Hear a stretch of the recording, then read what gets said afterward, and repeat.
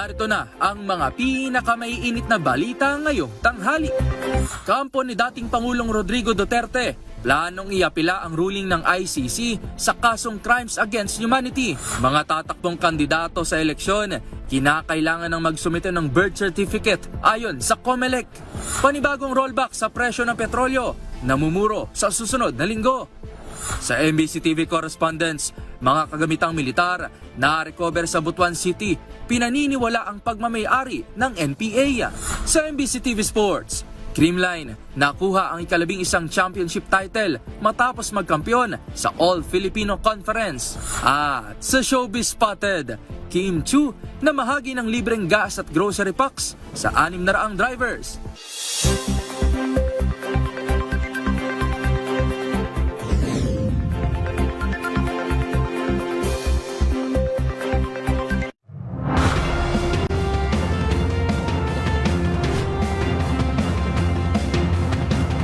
Bawat balita, makabuluhan. Bawat kwento, makapangyarihan. Boses ng Pilipino para sa Pilipino. Live mula sa MBC TV Studio. MBC TV Network News.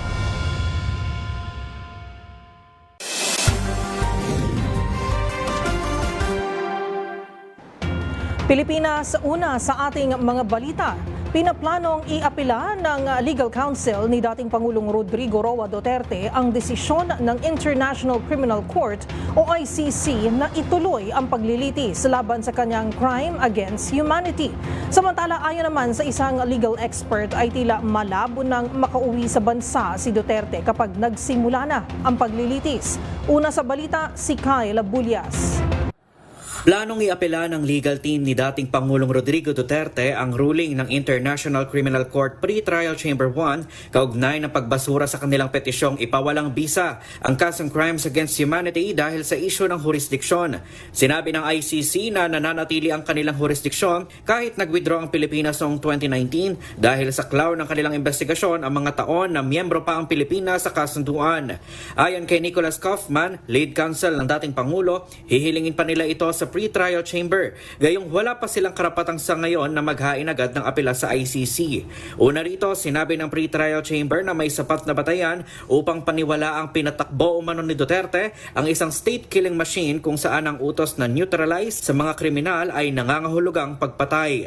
Ayon sa Rome Statute, obligadong personal na humarap ang akusado sa mismong paglilitis. Dahil dito, malabo na rin umanong payagan pa ang hirit ng interim release ng kampo ni Duterte. Ayon kay Atty. Domingo Cayosa, dating Pangulo ng Integrated Bar of the Philippines, sinusuri ng ICC kung haharap pa ba si Duterte sa paglilitis sakaling pansamantala na itong palayain. Bukod dito, isinasaalang-alang din umano ng ICC ang kasalukuyang sitwasyon ng Pilipinas sa pagdedesisyon kung papayagan ang interim release. Ang tinitignan ng ICC, itong taong ito ba pag binigyan ng pansamantalang paglaya, ibabalik pa.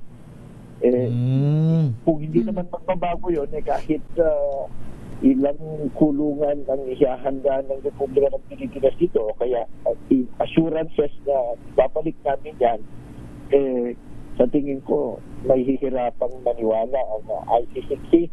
Alam naman nila at sinusuri din nila yung sistema dito sa ating bansa at yung actual na nangyayari at mga circumstances dito. So, malamang hindi rin. Kasi nga, halimbawa, sa ngayon, isang declared presidential candidate yung anak niya. Kung nanalo, di anong mangyayari din sa pangako ng administrasyon. So, mga ito tinitig pang nila lahat. Pangalawa, alam din nila, public knowledge na dito sa Pilipinas, talagang talapak ang politikahan. Matatanda ang humarap si Duterte sa ICC noong Marso 2025, ngunit hindi na ito sumipot sa mga sumunod na pagdinig kabilang ang confirmation of charges nitong Pebrero 2026. Sa ngayon, wala pang inaanunsyo ang ICC kung kailan gagawin ang formal na trial. Para sa MBC TV Network News, ito si Kyle Bulyas ang Deezer H. Una sa Pilipinas, una sa Pilipino.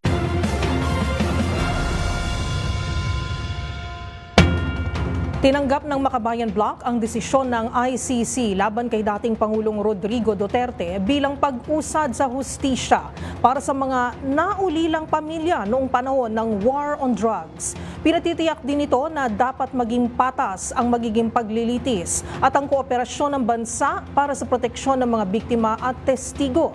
Magbabalita si Milky Rigunan.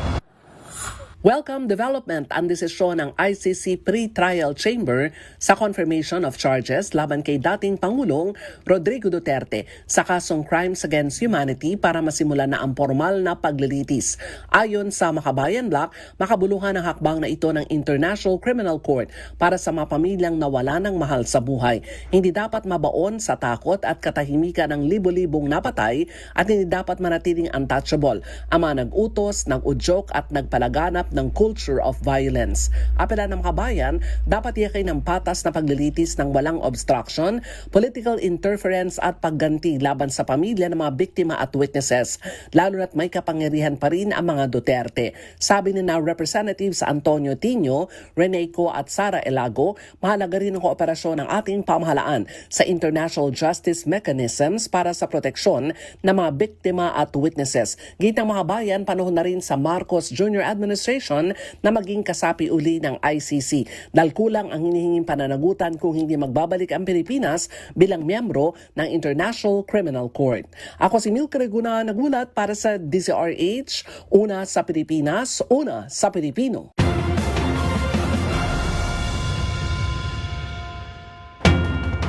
Pinuna rin ni Senator Amy Marcos ang naging desisyon ng ICC at muling iginiit ang naging pagtrato sa dating Pangulo at sa umano'y pagsasantabi sa proseso na nakasaad sa ating saligang batas. Ang buong pahayag ng Senadora, ihahatid ni Raymond Dadpaas. Inakusahan ni Senador Amy Marcos ang International Criminal Court o ICC ng kawalan ng patas na pagtingin at pinipili lang kung kanino pairali ng international justice. Ito ay kasunod ng desisyon ng ICC na tanggihan ang apela ni dating Pangulong Rodrigo Duterte at ideklarang may jurisdiction sila sa kanyang kaso.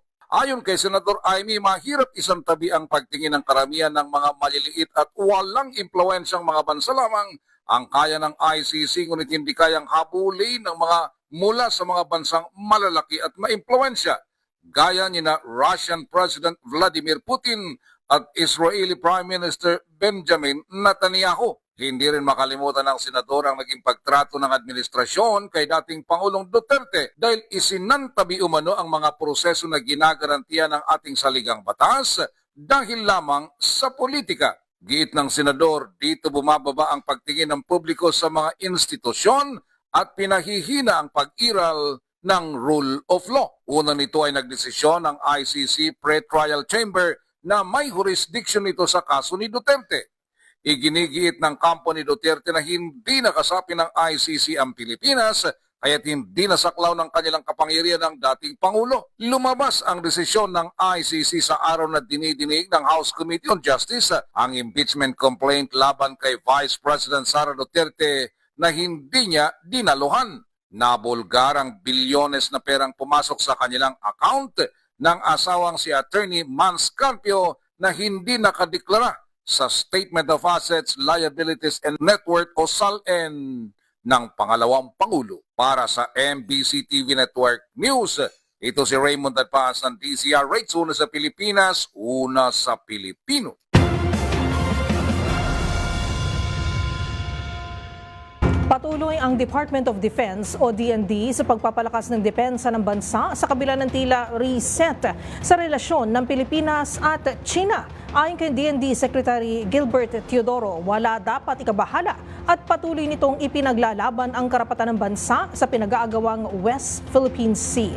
Narito ang report ni Edniel Parosa. Ipagpapatuloy ng Pilipinas ang pagpapahusay sa sarili nitong defense posture sa kabila ng sinabi ni Pangulong Bongbong Marcos na nangyayari ng reset sa relasyon ng bansa sa China. Ayon kay Defense Secretary Gilberto Teodoro, hindi dapat mabahala ang China o ang kahit anong nasyong tunay na may good faith sa ginagawang pagpapahusay o pagpapalakas ng depensa ng bansa. Ibig sabihin, kahit isulong umano ng presidente ang trade relations sa Beijing, iginit ni Teodoro na hindi pa rin maitatanging dinay-deny nito ang karapatan ng Pilipinas sa West Philippine Sea. Of course, the President is always willing to reset ties. But insofar as our defense resilience is concerned, we will pursue. And we cannot discount the fact that whatever reset, we have an arbitral award which is already part of the law of the land. Reaksyon ito ng kalihim ng tanungin sa inilutang ni PBBM na pagkonsidera sa joint oil exploration sa karagatan. Ginawa ni Marcos Jr. ang pahayag matapos pumutok ang tensyon sa Middle East na nagpakita ng pagiging dependent ng kapuluan sa petrolyong dinadaan sa Strait of Hormuz. Samantala, bumelta sa Teodoro sa babala ng China na baka mag-backfire o magkaroon ng negatibong epekto ang pinalawak na balikatan exercises. Kantsaw ni Teodoro, hindi Pilipinas na naglalaro ng apoy, kundi ang China dahil sila ang nag-imbento ng fireworks. Sino bang pinakamalaking magpagawa ng paputok dito sa buong mundo kung hindi sila? Hindi ba sa kanila inimbento yung fireworks tapos sasabihin playing with fire tayo? Ano sila, hilo? Para sa MBC TV Network News, ako si Daniel Parrosa, Laser H. Una sa Pilipinas, una sa Pilipino.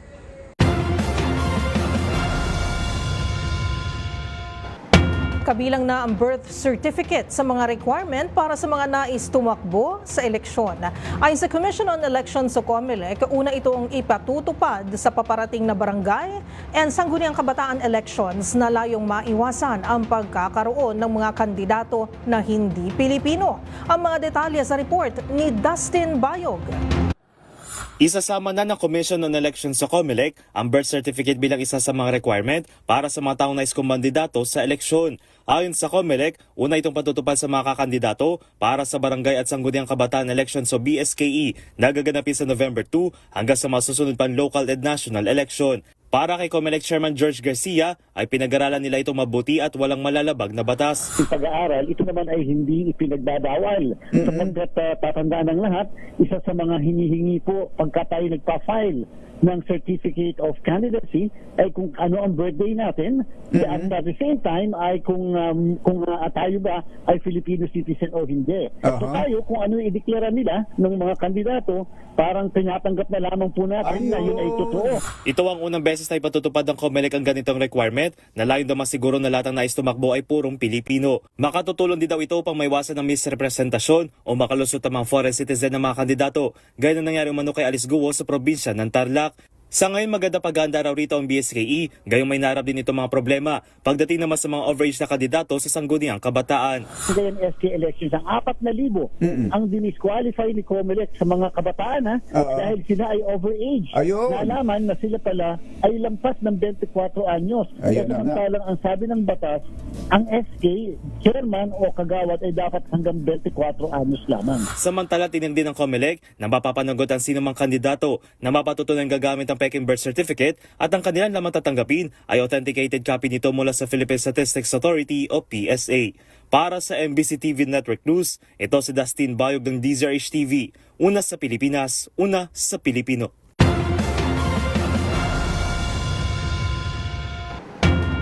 Palalawigin ng Metropolitan Manila Development Authority o MMDA ang pagpapatupad ng No Contact Apprehension Policy o NCAP sa susunod na linggo.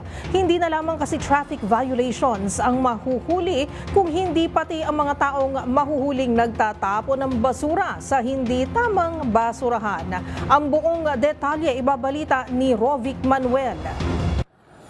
Gagamit na ng Artificial Intelligence o AI cameras ang Metropolitan Manila Development Authority o MMDA para matukoy at mahuli ang mga nagtatapon ng basura sa hindi tamang lugar. Ito ay ipatutupad sa Metro Manila sa ilalim ng No Contact Apprehension Policy o NCAP bilang paglabag sa Anti-Littering Regulation. Ayon kay MMDA General Manager Nicolas Torre III, ipatutupad ang full implementation nito simula sa susunod na linggo kung saan maaari nang maglabas ng Notice of Violation ng ahensya gamit ang kuha sa CCTV at AI system. Ayon kay Torre, layunin nito na matugunan ang patuloy na suliranin sa basura sa mga lansangan at estero. Aniya, bagamat may iba't ibang polisiya na ang mga lokal na pamahalaan dito, sinabi ni Torre na ito ang kanilang inisyatibo para disiplinahin ang publiko sa tamang pagtatapon ng basura. Binigyan din ni Torre na hindi porket walang enforcers ay pwede nang gumawa ng mali.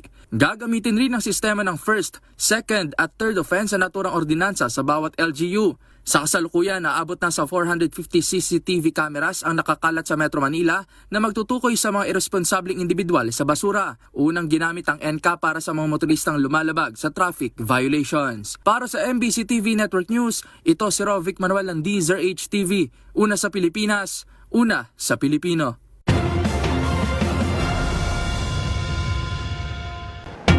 Good news muli para sa mga motorista dahil namumuro muli sa susunod na linggo ang panibagong tapyas presyo sa mga produktong petrolyo.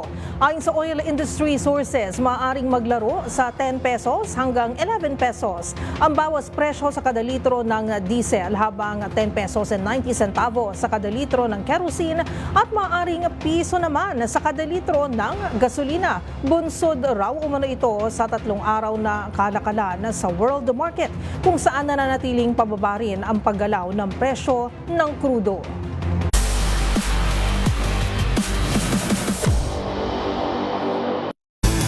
Sa mundo ng volleyball, #cooler than ever again. Nakuha ng Team Lions Cold Smashers ang kanilang ika-11 titulo sa PBL matapos duminahin ang Signal sa Game 2 Finals ng All-Filipino Conference. Ang mga kaganapan sa report na ito.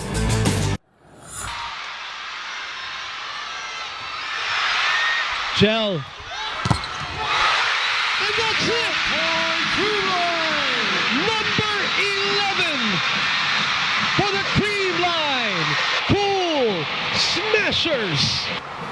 Muling inangkin ng Cream Line Cold Smashers ang trono sa Premier Volleyball League All-Filipino Conference matapos talunin ng Signal HD Spikers in 5 sets sa Game 2 ng Finals noong Webas sa Smart Araneta Coliseum. Matapos maputol ang kanilang 4 na taong dominasyon noong nakaraang taon, bumawi ang Cold Smashers upang masungkit ang kanilang ika-7 All-Filipino title at record na ika-11 kampiyonato sa liga. Pinangunahan ni Bernadette Pons ang panalo matapos tanghaling Finals MVP dahil sa kanyang 22 points kasama ang mahalagang hit sa deciding set. Bukod sa opensa, nag-ambag din siya ng 25 excellent digs at 15 excellent receptions. Unang-una, thank you Lord. And syempre, sobrang saya talaga namin kasi hindi talaga madali yung conference na to. Sobrang ang daming struggle ng team and sobrang saya kasi lahat na effort namin and sacrifices since January 2, nag-start kami ng ensayo. Worth it! And yun, sobrang saya kasi wala na kami training bukas! Naging dikit ang laban sa 5th set matapos ipilit ng Signal ang decider. Nagtabla pa sa 10-all ang dalawang kupunan bago rumatsyada ang Cream Line sa dulo. Siyempre, yung 5th set talaga dikdikan, hindi mo alam kung sino yung mananalo. So sobrang yung reminder namin sa bawat isa talaga is compose lang. I-compose namin yung sarili namin para makapag-diskarte kami ng tama sa lahat ng gagawin namin. And sobrang calm lang kami. Hindi kami masyadong mamadali. Kasi yun yung mga nangyari the past sets na medyo nagpabaya kami at some point of the game.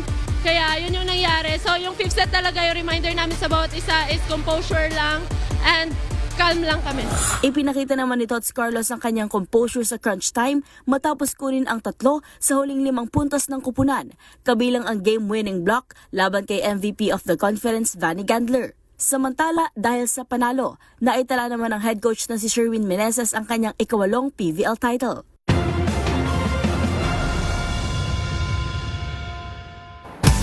Sa aming pagbabalik, mga player na nakakuha ng MVP Award sa APCC 88 Volleyball Tournament kilalanin sa pagbabalik ng MBC TV Network News.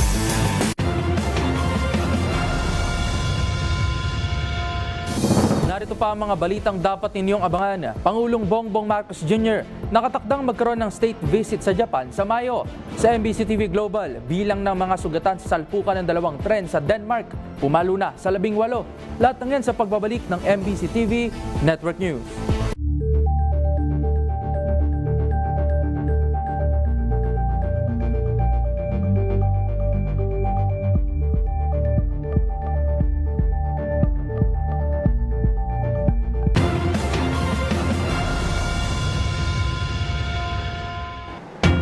Nakatakdang lumipad papuntang Japan si Pangulong Ferdinand Marcos Jr. para sa isang state visit na tatagal ng 3 araw. Ang mga detalye ay babalita live ni Leth Narciso. Miss Leth? Lilipad patungo ng Japan si Pangulong Ferdinand Marcos Jr. sa susunod na buwan. Inimbitahan ang Pangulo ng Japanese government para sa isang state visit mula May 26 hanggang 29. Makakasama ni PBBM sa biyahe si First Lady Liza Araneta Marcos. Sa kanyang pagbisita, makakatulong ng Pangulo si Prime Minister Takaichi.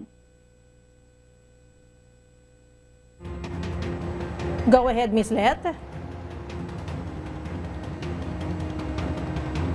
Alright, babalikan natin ang report na yan ni Ms. Let Narciso.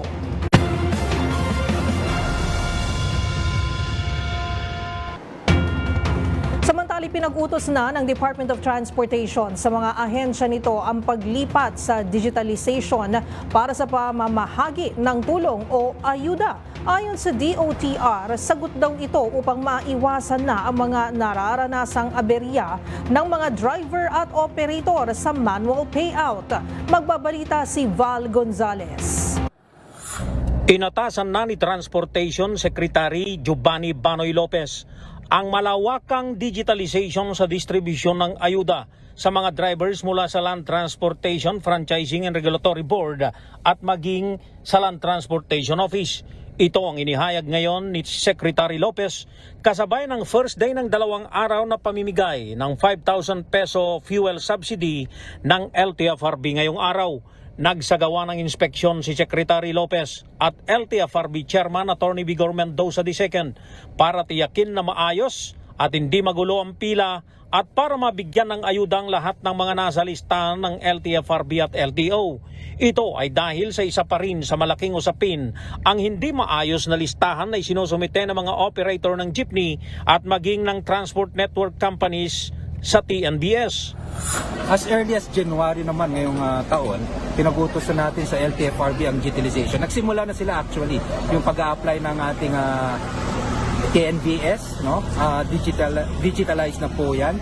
At yun naman talaga ang dapat na rason at yun din ang magiging susi para maiwasan natin yung mga ganito, walang tamang master list, kulang ang master list at para meron tayong masasabi na isang database na pagkakatiwalaan po natin. Again, the answer is digitalization. Kahapon ay una nang ikinairita ni DSWD Secretary Rex Gatchalian ang tinawag niyang basurang listahan ng mga driver beneficiaries na isinusumite ng mga kumpanya ng TNBS para mabigyan ng 5,000 pisong ayuda. Para sa MBC TV Network News, ako si Val Gonzalez, DZRH, una sa Pilipinas, una sa Pilipino.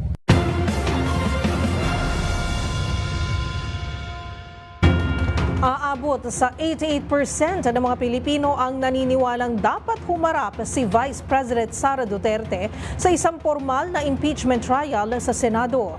Batay sa survey ng market research platform na Tangere, 70% ng mga respondent ang nagsabing dapat personal na dumepensa ang Vice Presidente. Nasa 51% naman ang humiling ng paglalahad ng konkretong ebidensya tulad ng mga record galing sa bangko, habang 51% din ang nagbigay diin sa kahalagahan ng due process. Samantala, 52% ang naniniwalang ang pagharap sa Senado ni VP Sara Duterte ang makakatulong para maibalik ang tiwala at transparency sa publiko. Isinagawa ang survey noong April 22 hanggang 23, 2026 at may 1,200 respondent galing sa Luzon, Visayas at Mindanao.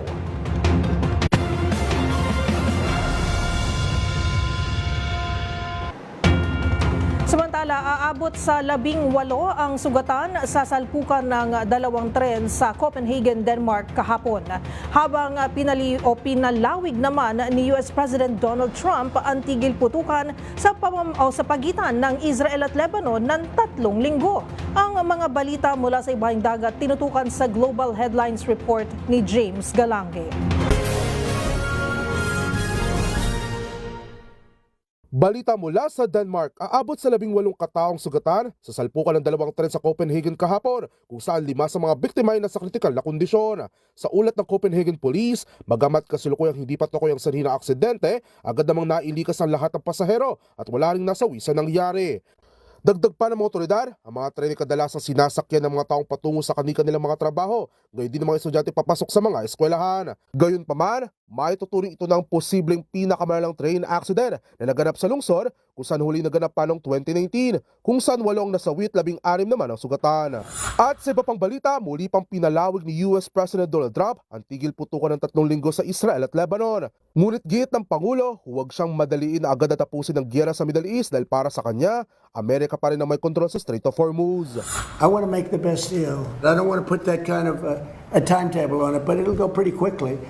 And we'll have the strait opened up. Now, right now, we have it closed. We have total control of the strait. Ito'y sa kabila ng mga sunod-sunod na ulat na manaharang ng oil shipping vessel ng Iran at Amerika sa nasabing Gulf region. Samantala, nilinaw rin ni Trump na wala itong balak gumamit ng nuclear weapon kontra sa Iran, gayong hindi raw anya kailangan dahil para sa kanya ay nakapagtala na ito ng malaking pinsala sa bansa. I use a nuclear weapon. We've totally, in a very conventional way, decimated them without it. No, I wouldn't use it. A nuclear weapon should never be allowed to be used by anybody. At yan naman nakalap nating balita mula sa iba't ibang panig ng mundo. Para sa MBC TV Network News, ito si James Galangin ng DZRH TV, una sa Pilipinas, una sa Pilipino.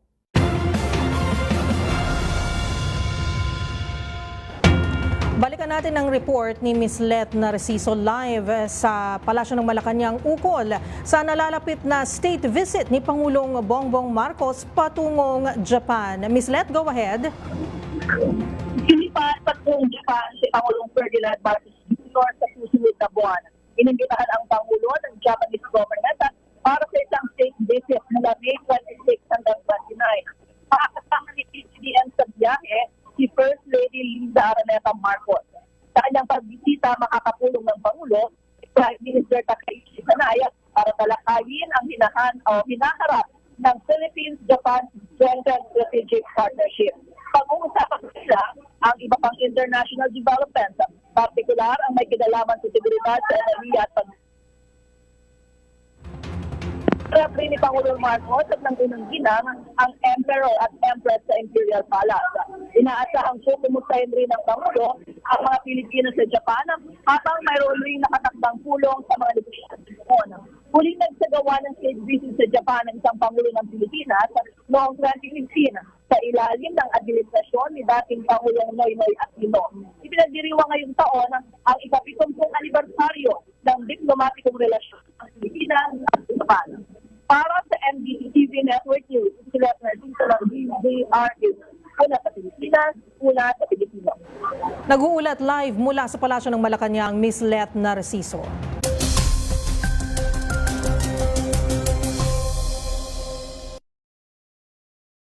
Pilipinas, para sa ating ulat panahon ngayong araw ng Biyernes, patuloy po ang pag-iral ng easterlies o mainit at malinsang hangin mula dagat Pasipiko sa malaking bahagi ng bansa. Asahan po natin ang maliwalas na panahon, ngunit mag-ingat po sa matinding init pagsapit ng tanghali at sa hapon. At may mababang tsansa naman ng localized thunderstorm sa pagsapit naman ng hapon at gabi. Sa ngayon, wala tayong namomonitor na sama ng panahon sa loob at labas ng ating Philippine Area of Responsibility. Samantala, para sa ating heat index ngayong araw, asahan po natin ang aabot sa 39 degrees Celsius ang damang init dito sa Metro Manila, habang pinakamataas naman na madadamang init sa Cotabato City, Maguindanao del Norte, na aabot po sa 44 degrees Celsius.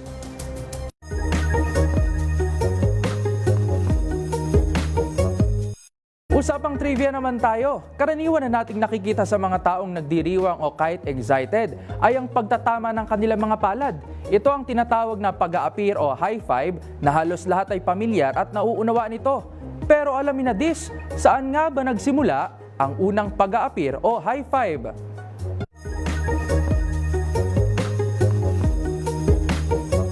Ang pag-a-appear o high five ay unang naidokumentong ginawa ng tao noong 1977. Nagsimula ito sa dalawang manlalaro ng baseball na si Dusty Baker at Glenn Burke mula sa Los Angeles Dodgers. Nang makapag-home run si Baker, sa labis nitong tuwa ay itinaas ito ang kanyang kamay na sinalubong naman ni Burke. Dito na nagsimula ang modernong high five o appear sa Tagalog. Bagamat may ilan pang pinaniniwala ang pinagmulan nito, ang kwento ng baseball ang isa sa kilala at tinanggap ng marami. Sa kabuuan, nagsisilbi pa rin paraan ng pagdiriwang, pagpapakita ng suporta at pagbati sa kaibigan ang kilos na pag-appear. Tandaan, mas makulay ang mundo kung alam mo ang hiwaga sa pag-ikot nito. Ako po si Rovic Manuel, nagpapaalalang sa kaalaman ay walang labis, magsaliksik para siguradong alam na this.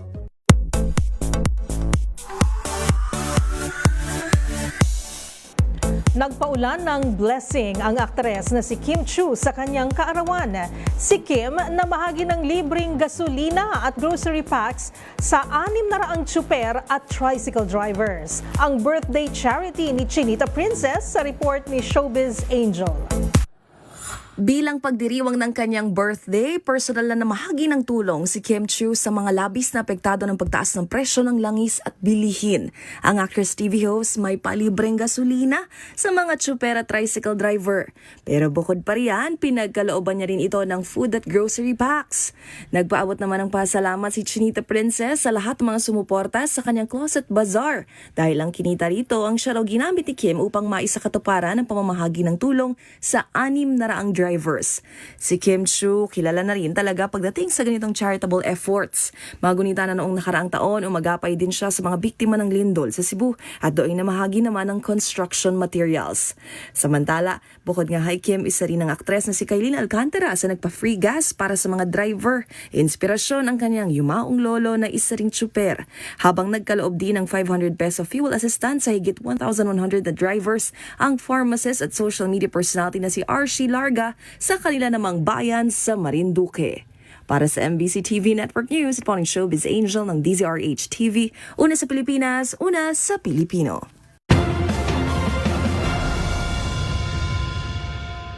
Abangan sa aming pagbabalik, mayorya ng mga Pilipino sinasabing lumala ang kanilang pamumuhay sa nakalipas na 12 buwan ayon sa SWS survey.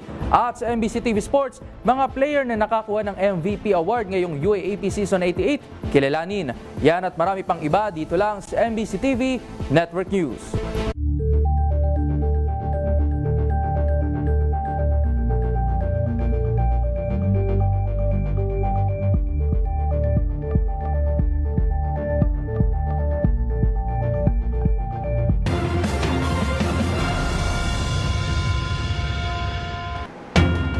Sa pagpapatuloy ng ating balitaan, kalahati o 50% ng mga Pilipino ang nagsabing lumala ang kalidad ng kanilang buhay sa nakalipas na 12 buwan. Batay ito sa isinagawang survey ng Social Weather Stations mula March 24 hanggang 31. Mas mataas ito kumpara sa 36% noong November ng nakaraang taon. At ito na rin ang pinakamataas na naitala mula noong kasagsagan ng pandemya noong 2021. Samantala, 23% naman ng mga respondent ang nagsabing gumanda ang kanilang pamumuhay. Mas mababa kumpara sa 29% noong nakaraang taon. May 26% naman ang nagsabing walang pagbabago sa kanilang kalagayan. Dahil dito, bumagsak sa negative 26 ang Gainer score mula sa dating negative 7, ang pinakamababang antas sa mahigit 4 na taon.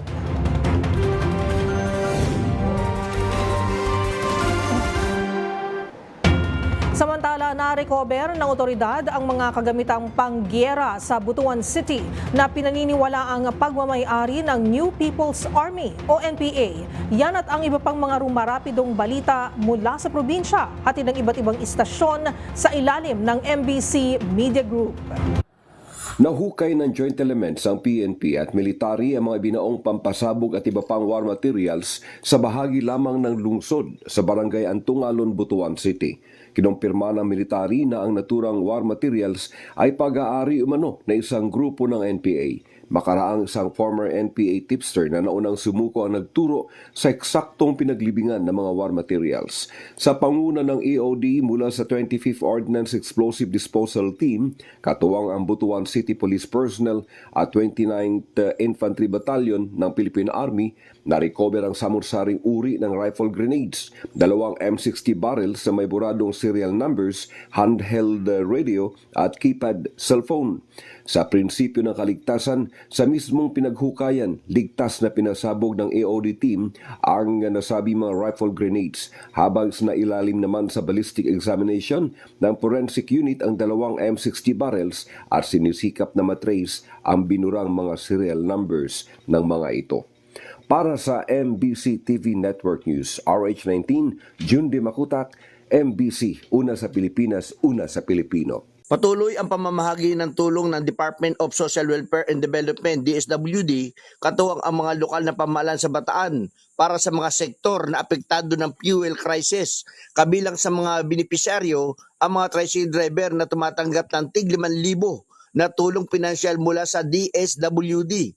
Aktibong nakikisa ang nasabing programa si Hermosa Mayor Ann Adorable Inton sa pamamahagi ng ayuda sa mga tricycle driver sa kanilang bayan. Ayon naman kay 3rd District Representative Maria Angela Garcia, nabigyan na rin ng financial assistance ang mga tricycle driver sa bayan ng Morong. Samantala sa Balanga City, iniulat din ni Risa Mateo ng City Agriculture Office na nasa 500 mangisda ang nakatanggap na rin ng food pack mula sa lokal na pamahalaan sa ilalim ng Hapagkalinga Pantry Program. Kabilang sa ipinamigay na food pack ang mga gulay at tig 5 kilong bigas para sa bawat pamilya na pinagkalooban sa pangunguna ni Mayor Raquel Garcia at ang mga city official.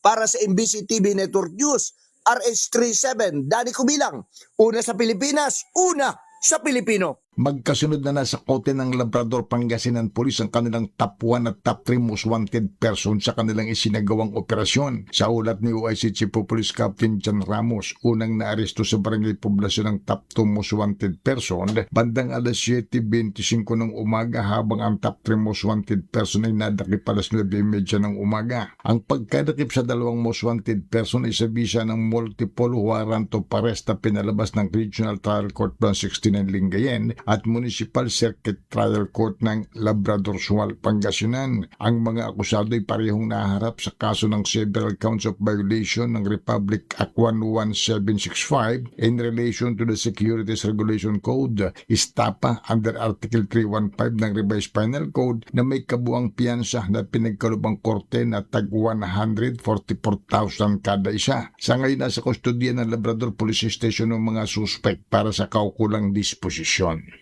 Mula sa Action Radio Pangasinan para sa MBC TV Network News, ito si Freddy Fajardo Aristartet, una sa Pilipinas, una sa Pilipino. Dahil sa tulong ng komunidad, matapos na isailalim sa isang surveillance, napasakamay na ang isang wanted dito sa lalawigan ng Northern Samar na nahaharap sa kasong reckless imprudence resulting in homicide. Agad na ikinasa ang isang manhunt operation, resulta ng pagkakaristo na nasabing wanted sa nasabing bayan ng Mondragon. Ang nasabing operasyon ay inilunsad ng Mondragon Police na pinapangunahan naman ni Police Major Al Shamer Hamin. Naaresto ito sa Barangay Flormina na naturang bayan. Ang naarestong akusado ay isang 25 taong gulang, walang trabaho, residente na naturang bayan ng Mondragon. Arestado ang nasabing wanted sa bisa ng warrant of arrest na ilabas ng MCTC Judicial Region Mondragon sa Roque, Northern Samar dahil sa nasabing kasong reckless imprudence resulting in homicide. At kaugnay nito, may inilagak na piyasa ang korte na nagkakalaga ng 36,000 pesos para sa pansamantalang kalayaan. Samantala sa pagkakaristo sa nasabing suspect ay ipinalam ang makarapatang constitutional alinsunod naman sa umiiral na batas. Dinala ang nasabing akusado sa Mondragon Municipal Police Station para sa tamang disposisyon at ituturn over rin naman ito sa korte. Sa isang pahayag ay binigyan din naman ni Police Major Hamin ang pinagtimpala kampanya laban sa mga wanted person sa kanilang lugar na nasasakupan. Patuloy pa ang panawagan ng PNP sa mga residente sa komunidad na patuloy na makipag-ugnayan, agad na mag-report kung may nalalamang wanted na matagal nang nagtatago sa kanilang mga lugar. Mula sa MBC TV Network News, RH34, Jane Galit Bantayan ng DZRH. Una sa Pilipinas, una sa Pilipino.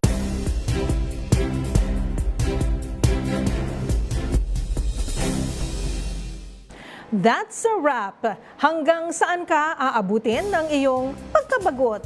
Sa dinami-rami ng pwedeng gawin para libangin ang self tulad ng kumain, maglaro o matulog, ibang pakulo ang tila pumasok sa isip ng mga estudyanteng ito na nakasakay sa loob ng isang jeep.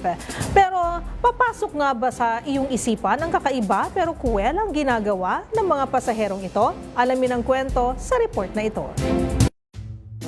Ika nga nila, teamwork makes the dream work. Yan lang naman ang pinatunayan ng mga nursing student na ito, hindi sa loob ng klase kundi sa loob ng jeep.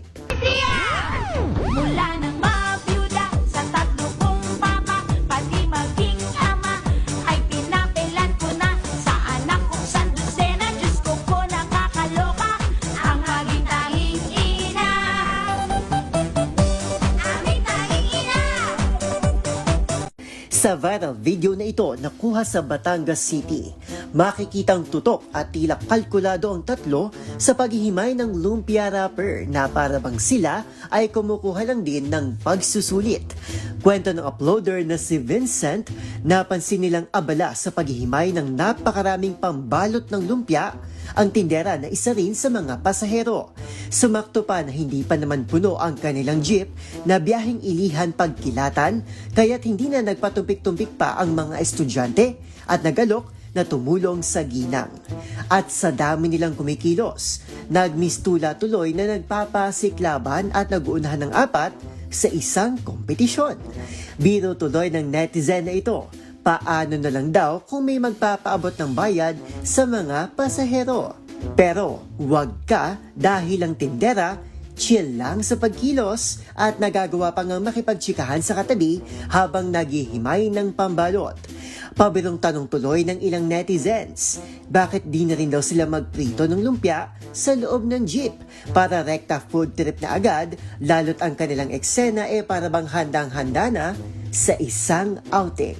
Para sa DZRH TV, ito si Arnold Herrera. Una sa Pilipinas, una sa Pilipino.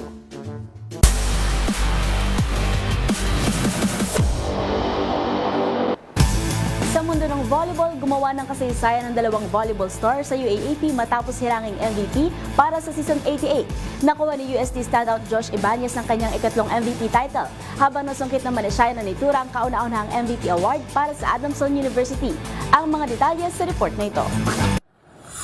Muling inangkin ni UST Golden Spikers Josh Ibanez ang trono matapos masungkit ang kanyang ikatlong Most Valuable Player Award sa UAAP Season 88 Men's Volleyball Tournament. Magugunit ang bigong maging contender sa individual award noong Season 87 si Ibanez dahil sa injury. Kaya nang makabalik ay pinakita nito ang all-out performance sa loob ng court. Nagtala ito ng 90.192 statistical points, sapat para maging kauna-unahang UST Men's Volleyball Player na 3 beses naging MVP. Namayagpag si Ibanez iba't ibang aspeto ng laro, kabilang ang pagiging fourth sa spiking, second sa aces, at second sa receptions. Nagtapos din siya bilang second leading scorer ng liga na may 278 points. Maliban dito, makukuha rin niya ang kanyang ikatlong Best Outside Spiker Award kasama si Micaelo Budin ng National University Bulldogs na nagtala ng 269 ranking points.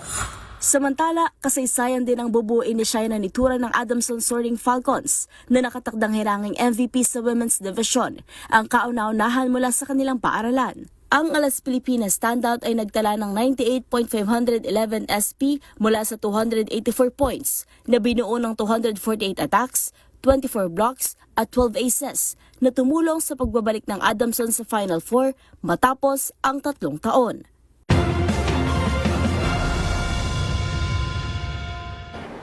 At yan ang mga latest updates sa mundo ng sports. Para sa MBC TV Network News, ito si Millie Borja ng DZRH TV, una sa Pilipinas, una sa Pilipino.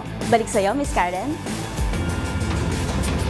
Maraming salamat, Millie Borja. At yan ang mga nakalap naming balita ngayong araw ng Biyernes. Sa ngalan ni Yuel Reyes, ako si Karen Oyong. Magkita-kita tayong muli sa susunod na linggo para sa mga balitang makabuluhan, mga kwentong makapangyarihan. Hatid ang boses ng Pilipino para sa Pilipino. Ito ang MBC TV Network News. Una sa Pilipinas, una sa Pilipino.